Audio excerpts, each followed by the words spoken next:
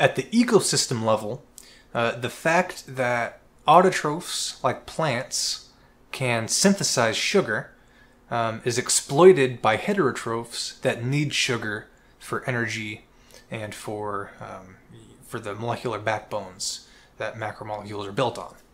And so what you generally see in something like 90% of plant species is that there are fungi in the soil, so-called mycorrhizal fungi, that grow in association with the rhizome, or the root system, of the autotrophic plant. And doing so benefits the plant in a few ways that I'm going to get into, but kind of the most basic way is that this mycelium network in the soil improves the structure of the soil. And so that reduces erosion from wind and rain, and it increases the carrying capacity of the soil, which is kind of how much water it can hold on to without being too saturated. So the amount of water it can hold while still having good oxygen activity. And at the same time, you can see in this lower right-hand image the hyphae, the fungal hyphae, which are the threads that form the mycelium network and also form mushrooms. These hyphae grow all over the roots, all over these so-called root hairs, except the hyphae are a lot smaller in diameter. A consequence of this is that the hyphae have a much higher surface area to volume ratio compared to the roots that they grow in association with. The result of this is that these mycelium networks transiently increase the ability of root systems to take up water from the soil.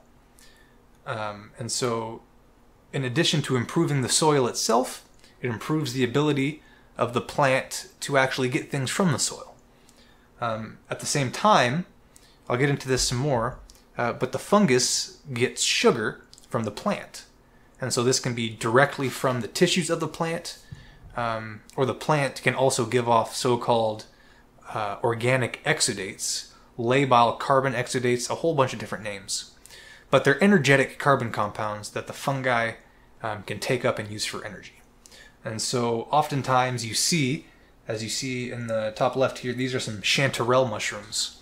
Chanterelles and a whole other range of mushrooms oftentimes grow near the base of trees because the mycelium networks from which those fruiting bodies actually grow is in the soil in association with the roots of the tree. And so you have this mycelium network in the roots, and from that network you get the fruiting bodies in the mushrooms. And so that's good visual evidence of this really common association between plants and fungi.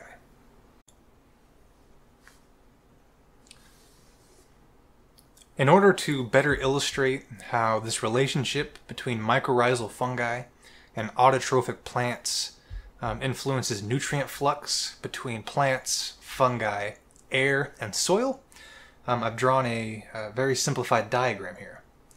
And so the arrows in blue and the nutrients in blue move towards the plant, and the same in green moves towards the fungus. And so this diagram doesn't show the symbiotic relationship between the plant and the fungus. It's just showing how the plant and the fungus interact with the environment independently. And so you can see from the air, we have O2 going to the fungi, and you have carbon in the form of CO2 going to the plant. From the soil, both the plant and the fungus get basically everything they need. So they get water, in this case water is W, they get carbon, they get nitrogen, they get phosphorus, and they get sulfur. Carbon, hydrogen, oxygen, nitrogen, phosphorus, and sulfur are kind of the typical limiting nutrients in most environments. Obviously there are also a whole range of mineral cofactors and so-called vitamins and things like that that different organisms need to get from soil. But these are kind of the basics. Now, in addition to these lines showing nutrient flux to plants and to fungi, I also have lines showing flux from plants and from fungi, but that's not really strictly necessary to describe the mutually beneficial relationship.